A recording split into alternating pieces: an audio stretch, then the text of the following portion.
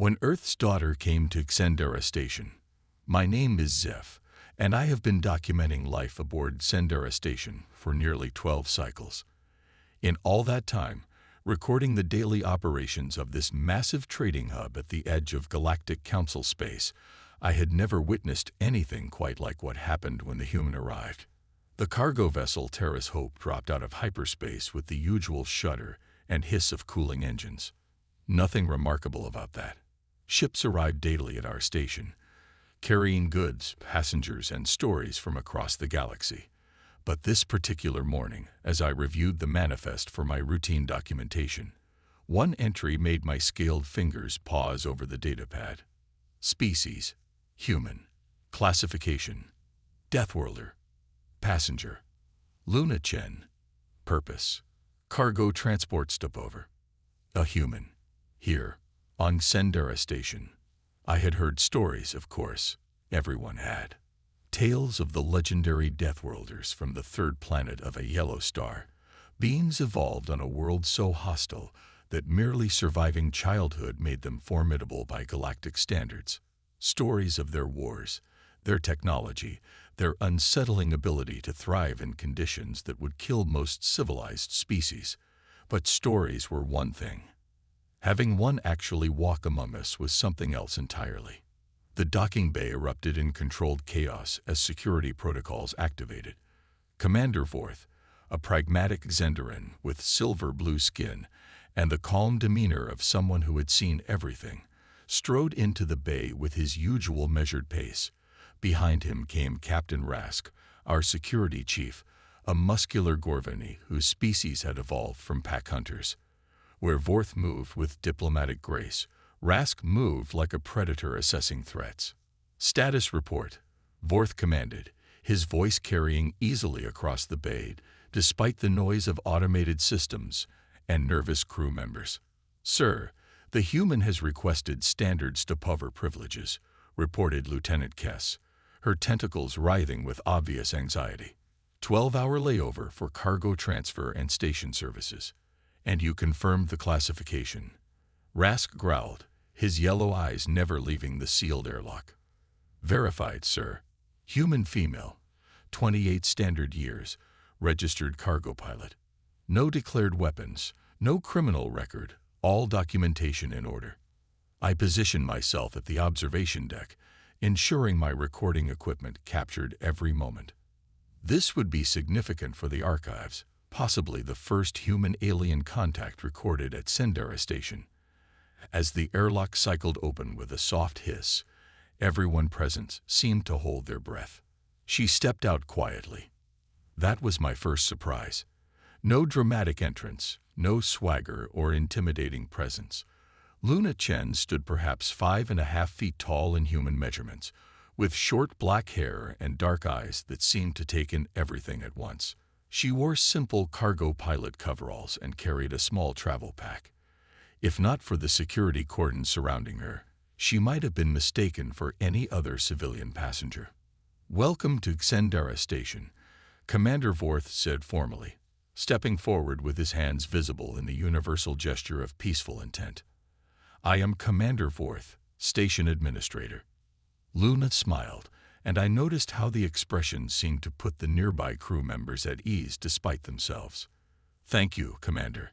I'm Luna Chen, pilot of Terra's Hope. I appreciate the warm welcome. Her voice was calm, with none of the aggression or barely contained violence that alien folklore attributed to humans. She spoke galactic standard fluently, with only a slight accent that suggested it wasn't her first language. Security protocols require that all Deathworld visitors be accompanied by an escort during their stay, Captain Rask announced, his tone more formal than hostile. This is for everyone's safety. Of course, Luna nodded. I understand completely. I just need to arrange cargo transfer and grab a meal if your commissary serves anything I can digest. Our medical officer has prepared a list of compatible nutrition options, Vorth replied. Dr. Milo will brief you on station facilities. As they spoke, I noticed something interesting. The initial fear and tension that had gripped the docking bay was beginning to fade. Luna's calm demeanor, her polite responses, and her obvious respect for station protocols were having an effect. She wasn't behaving like the savage Deathworlder of popular imagination. That's when Krex Bloodclaw arrived. The Thurvak warrior stood nearly 8 feet tall, his thick purple hide marked with ritual scars that told the story of countless victories. 4 powerful arms ended in claws that could rend metal, and his massive jaw could crush bone. He was the undisputed champion of Sendera's arena, a position he had held for 3 years running. More importantly, he was known for his hatred of what he called weak species and his belief that strength should rule the galaxy. So, Krex rumbled, his voice like grinding stone as he pushed through the crowd. This is the famous human Deathworlder. Luna turned to face him, her expression unchanged. And you are? Krex Bloodclaw, champion of Sendera's arena. I have heard much about your species, human. Stories of great strength, terrible violence, unstoppable warriors. He circled her slowly, his 4 arms flexing. You do not look like much. Appearances can be deceiving, Luna replied quietly. Indeed they can. Krex's laugh was like rocks tumbling down a mountain. Perhaps the stories are exaggerated. Perhaps humans are not as formidable as they claim. I saw Commander Vorth tense. This was exactly the kind of situation he wanted to avoid.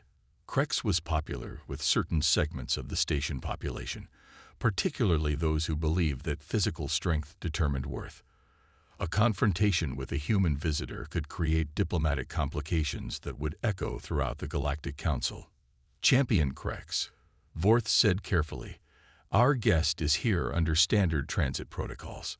She requires no assessment. But I am curious, Krex continued, ignoring the commander.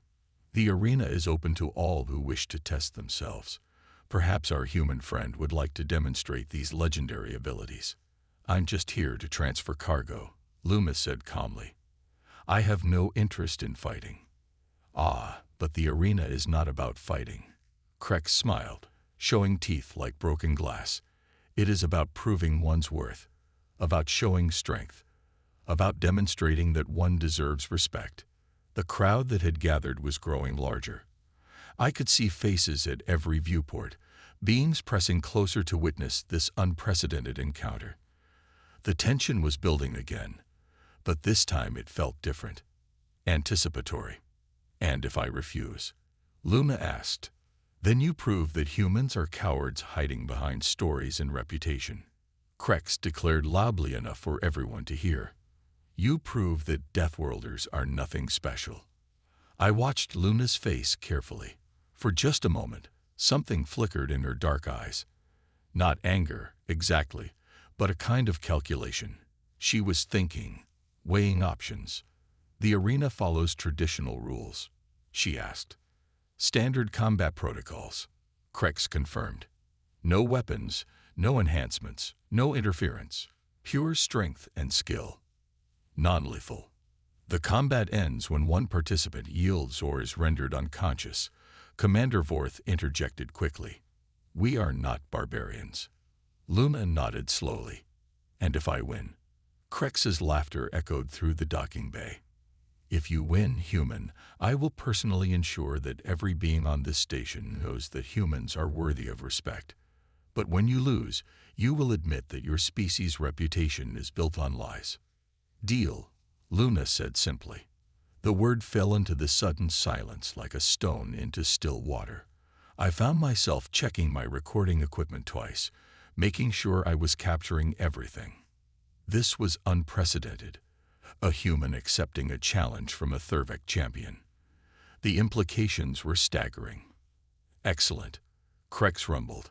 The arena will be prepared. 1 hour. As he strode away, his entourage following like excited scavengers, Commander Vorth moved closer to Luna. You didn't have to accept, he said quietly. Krex is formidable. He has never been defeated. I know, Luna replied. But sometimes you have to stand up for what you represent. And what do you represent? Luna smiled that same calm smile. Humanity. The next hour passed in a blur of activity. The arena, normally used for scheduled entertainment and sporting events, was hastily prepared for an impromptu challenge. Word spread throughout the station with remarkable speed. By the time the combat was scheduled to begin, virtually every being on Sendera had found a way to watch, either in person or through the station's internal broadcast system. I positioned myself in the press section, my recording equipment set for maximum resolution. This would be studied by xenobiologists and military analysts for generations. The first recorded combat between a human and a Thervic champion. Luna appeared at the entrance to the arena wearing simple exercise clothing that Dr. Mela had provided. She looked even smaller in the vast space, dwarfed by the architecture designed to accommodate beings of all sizes. She moved to the center of the arena with easy, flowing steps, her hands relaxed at her sides. Krex entered from the opposite side to thunderous applause from his supporters. He played to the crowd, flexing his massive arms, roaring challenges in his native tongue, stamping his feet hard enough to make the deck plates ring. The contrast between the two fighters was dramatic. Krex looked like a force of nature, a living weapon shaped by evolution and training. Luna looked like a teacher or a diplomat who had wandered into the wrong place. Combatants, announced the arena's automated system, prepare for standard challenge protocol. Victory conditions, yield or unconsciousness. Medical teams are standing by. Begin when ready. Krex dropped into a fighting stance, all four arms spread wide, claws extended. His purple hide gleamed under the arena lights, and his breathing became deep and controlled. This was a being born to fight, trained to fight, who lived to fight. Luna simply stood still. Not motionless, exactly, but perfectly balanced. Her feet were positioned shoulder-width apart, her arms hanging loosely at her sides, her breathing steady and calm. She watched Krex with the same patient attention she might give to a complex navigation problem. "Come then, human," Krex called out. "Show me this legendary strength." Luna didn't move. Krex circled her slowly, looking for an opening, testing her reactions. She turned slightly to keep him in sight, but otherwise remained exactly where she was. The crowd began to murmur. This wasn't what they expected from either fighter. "Fight," someone shouted from the stands. "Are you afraid?" Krex taunted, moving closer. "No," Luna said quietly, her voice somehow carrying clearly through the arena. "I'm waiting." "Waiting for what?" "For you to make your move." Krex's eyes narrowed. This wasn't going according to his plan. He was used to opponents who either charged at him aggressively or cowered in fear. Luna was doing neither. She was just waiting. With a roar that shook the arena, Krex finally attacked. All four arms struck simultaneously, claws aimed at Luna's torso and head in a coordinated assault that had never failed to overwhelm an opponent. It was a move of devastating power and precision, the culmination of years of training and natural ability. Luna moved. I had to review the recording later to understand what happened. In real time, it was too fast for my eyes to follow.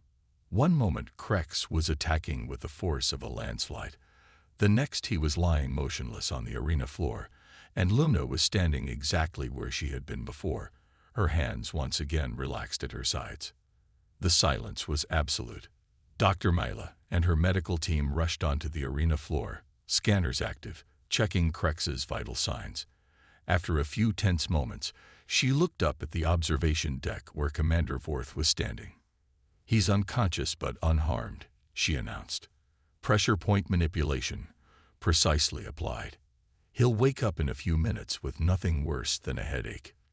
Luna walked calmly to the edge of the arena. "Is that sufficient?" she asked. Commander Vorth stared at her for a long moment. "How?" he finally asked. "Practice," Luna said simply. "And understanding that the strongest fighter isn't always the one who gets hardest." As Krex began to stir, aided by Dr. Mela's medical team, Luna extended her hand to him. "Good match," she said sincerely. "You're very skilled." Krex, still groggy, looked at her hand for a moment before clasping it with one of his massive claws. You? How did you do that? Patience, Luna replied. And knowing that every fighting style has patterns. You telegraphed your attack sequence. After that, it was just a matter of timing. But the speed. Human reflexes are adapted for a high-gravity world, Luna explained. Everything feels slower here. As the crowd slowly dispersed, still buzzing with amazement and confusion, I found myself following Luna back to the docking bay. She had kept her word, demonstrated something important about humanity, and done it without unnecessary violence or humiliation of her opponent. "Excuse me," I called out. "I'm Zeph, station documentarian. Would you be willing to answer a few questions for the record?" Luna paused, considering. About what? About humans, about what we'd just witnessed, about what it means. She smiled. Humans aren't the monsters people think we are. We're not the heroes either. We're just people. We adapt, we learn, we try to do better. And sometimes, when we have to, we can do extraordinary things. Is that what happened in the arena?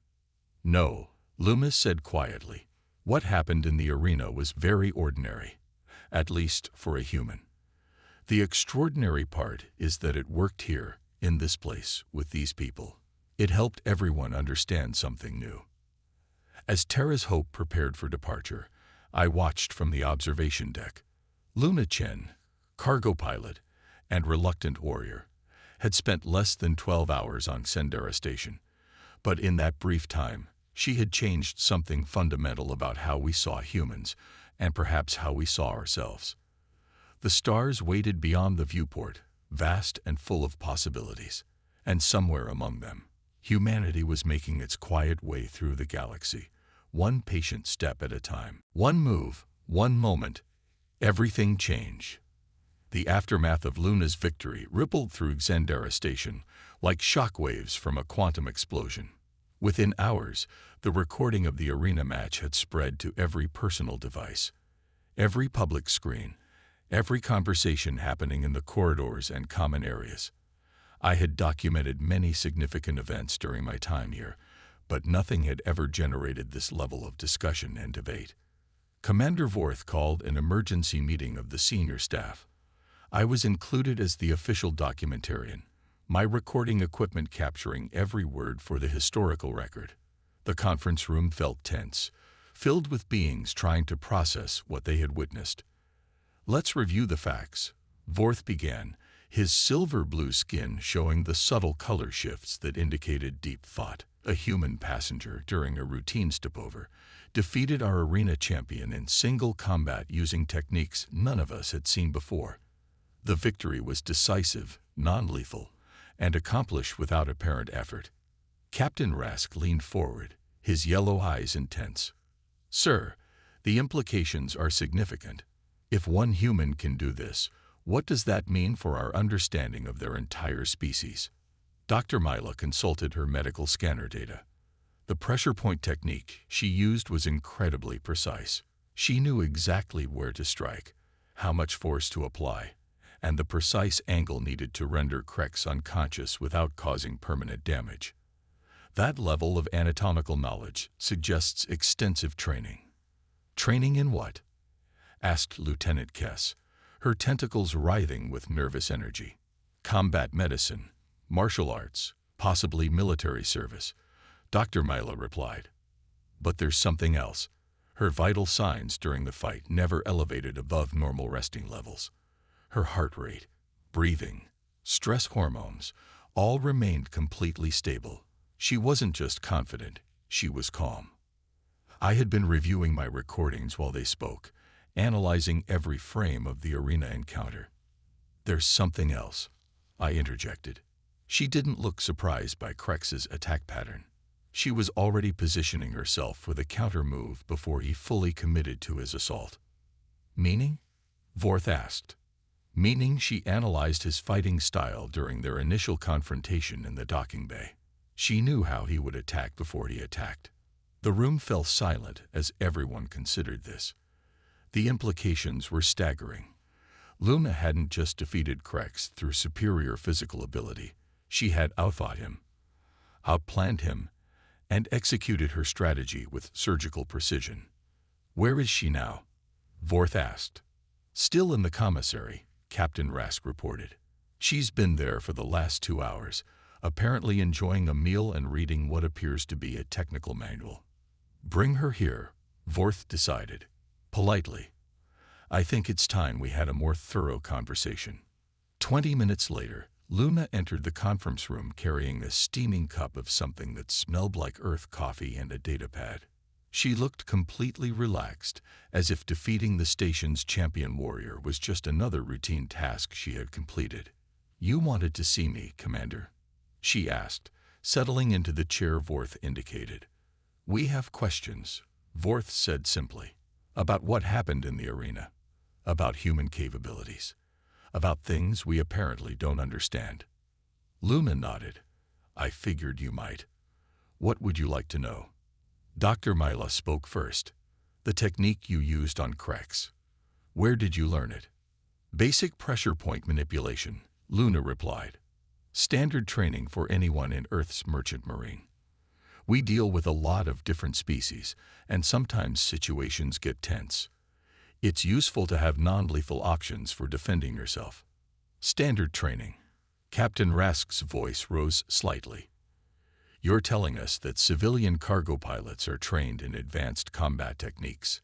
"We're trained in a lot of things," Luna said with a slight smile. "Navigation, engineering, first aid, diplomacy, self-defense, emergency procedures, technobiology, trade regulations, and about 50 other subjects. Space is dangerous, and when you're traveling alone between systems, you need to be prepared for anything." Lieutenant Kess leaned forward. "But the speed, the precision." "Earth is a high-gravity world," Luna explained patiently. "Everything here feels slower to me. Your gravity is about 60% of what I grew up with. It's like you're all moving through thick liquid while I'm moving through air." "And the fighting analysis?" I asked. "How did you know how Krex would attack?" Luna set down her coffee cup and considered her answer carefully. "Pattern recognition. Krex is obviously skilled, but he's also predictable. His species, his training, his personality, they all created a template for how he would fight. He's used to overwhelming opponents with brute force, so he's never had to develop more subtle techniques." "You could tell all that from a brief conversation?" Vorth asked. "I could tell it from watching him walk," Luna replied. "Body language, muscle development, the way he positions himself, how he interacts with others. Humans are predators, Commander. We evolved to read other beings, to understand their intentions, to predict their actions. It's how we survived on a world where everything wanted to eat us." The room was quiet for a long moment. Finally, Commander Vorth asked the question that was on everyone's mind. "Are all humans like you?" Luna laughed, a warm sound that somehow made the tension in the room ease. "Hardly. I'm actually pretty average by human standards. My specialty is cargo transport, not combat. If you really want to see impressive human capabilities, you should meet a Marine or a Special Forces operator or someone from the Exploration Corps. There are humans more capable than you." Captain Rask asked, his voice barely above a whisper. "Oh, absolutely. I'm decent at self-defense, but I'm not a soldier. I'm good at reading people, but I'm not a psychologist. I can handle emergency situations, but I'm not a crisis specialist." Luna paused. "The thing about humans is that we're generalists. We're pretty good at a lot of things, but we're not the best at any one thing. What makes us effective is that we adapt, we learn, and we work together." Dr. Mila consulted her datapad. "According to your medical records, you're classified as a standard human female. If you're average by your species standards, then our threat assessment models for humans are severely inadequate." "Your threat assessment models are based on the wrong assumptions," Luna said gently. "You're looking at humans as if we're just another species of warrior, like the Thurvak or the Gorvani. But that's not what we are. Then what are you? Vorth asked. Luna stood and walked to the viewport, gazing out at the stars beyond. We're survivors. We're problem solvers. We're the species that looked at a hostile universe and decided to make friends with it instead of fighting it. That's not how the stories portray humans, I said. The legends speak of terrible warriors, unstoppable in battle. The legends are true, Luna replied, turning back to face us. But they're incomplete. Yes, humans can be formidable in combat when we have to be. But that's not our first choice. We'd rather talk, negotiate, find common ground. We'd rather build something together than tear something apart. She returned to her seat, picking up her coffee cup again. Do you know what the most human thing about today was? It wasn't defeating Krex. It was helping him up afterward. It was making sure he wasn't hurt. It was treating him with respect, even though he had tried to humiliate me. But you could have killed him, Captain Rask stated. Easily. Yes, Luna admitted. But why would I want to? He wasn't really my enemy. He was just scared, acting on fear and misunderstanding. Killing him wouldn't have solved anything. It would have made everything worse. Commander Vorth leaned back in his chair, his color patterns shifting to indicate deep contemplation. You're suggesting that human strength isn't just physical. Physical strength is the least important part, Luna confirmed. Real strength is knowing when to use force and when not to. It's understanding your opponent well enough to defeat them without destroying them. It's being strong enough to show mercy. And this is typical human philosophy. Dr. Mila asked. It's what we aspire to, Luna said. We don't always succeed. Humans are capable of terrible things when we're afraid or angry or desperate. But most of the time, we try to be better than our worst impulses. The conversation continued for another hour, covering everything from human history to training methods to the philosophy behind Earth's approach to interstellar relations. Luna answered every question with patience and honesty, gradually painting a picture of humanity that was both more complex and more hopeful than any of us had imagined. As the meeting concluded, Commander Vorth made a decision that would change Xendara Station forever. I'm officially upgrading our classification of humans from dangerous unknowns to preferred trading partners, he announced. Furthermore, I'm requesting that the Galactic Council send a human diplomatic mission to establish formal relations with this sector. Sir, Captain Rask said carefully, that's a significant policy change. It's a necessary one, Vorth replied. We've been operating on fear and incomplete information. Today has shown us that humans aren't the monsters we thought they were. They're potential allies, partners, friends. Luna stood to leave, but paused at the door. Commander, if I may make a suggestion. Of course, don't judge any species by their worst examples or their most dramatic stories. Every intelligent race has individuals who are violent, aggressive, or dangerous. But every race also has individuals who are kind, generous, and peaceful. The key is to look for the best in others, not the worst. After Luna left, the senior staff sat in contemplative silence. Finally, I spoke up. We're going to need to completely revise our xenobiological databases. Not just the databases, Vorth said. We're going to need to revise our entire approach to first contact protocols. Over the following days, the effects of Luna's visit continued to ripple through the station. Krex, rather than being humiliated by his defeat, became one of the most vocal advocates for human-alien cooperation. He spent hours reviewing the arena recording, analyzing Luna's technique, and eventually announced that he wanted to learn human martial arts. She defeated me without anger, without hatred, he told anyone who would listen. She showed me that true strength doesn't come from causing pain, but from preventing it. That is a lesson worth learning. The story spread beyond Xendara Station. Within weeks, similar accounts were coming in from other trading posts, mining stations, and frontier worlds. Humans were being encountered throughout the galaxy, and in every case they defied expectations. They were diplomats, not conquerors. They were healers, not destroyers. They were teachers, not tyrants. 6 months later, the first official human diplomatic mission arrived at Sendera Station. The ambassador was a tall, dignified woman named Sarah Martinez, who brought with her a small staff of cultural specialists, trade negotiators, and technical advisors. But she also brought something else. A message from Earth. "We come in peace," Ambassador Martinez said during her first official address to the station population. "We come seeking friendship, understanding, and mutual benefit. We know that the galaxy is vast and dangerous, and we believe that the best way to face its challenges is together." The crowd that gathered to hear her speak included beings from dozens of species, many of whom had never seen a human before Luna's visit.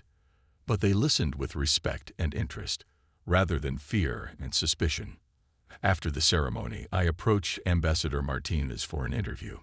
"Did you know Luna Chen?" I asked. "I know of her," Martinez replied. Her report on Sendera Station was part of what convinced Earth to establish formal diplomatic relations with this sector. She wrote very highly of the beings she met here.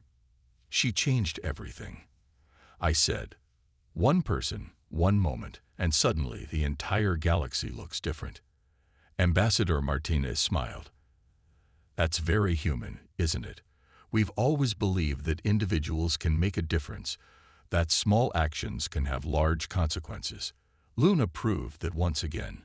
As I compiled my final report on the human arrival at Sendera Station, I reflected on the lessons learned. We had expected monsters and found friends. We had prepared for war and discovered peace. We had feared the unknown and found understanding. The galaxy was vast and full of wonders, but perhaps the greatest wonder was the simple fact that beings from different worlds, different species, different evolutionary paths could find common ground, could choose cooperation over conflict, could build something better together than any of them could build alone. Luna Chen had shown us that strength wasn't about domination or destruction. It was about protection, understanding, and the courage to extend a hand to someone who would try to hurt you. That was the most human thing of all. And perhaps in time, it could become the most galactic thing as well.